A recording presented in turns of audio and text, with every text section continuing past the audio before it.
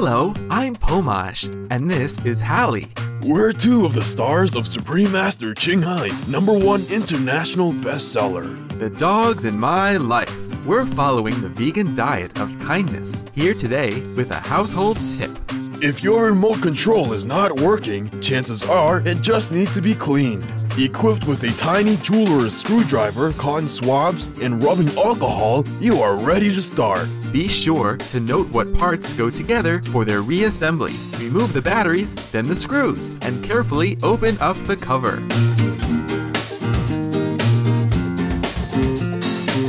Then unscrew and separate the keypad. Dip the cotton ball swab in the alcohol and proceed to clean the plastic cover and keypad parts.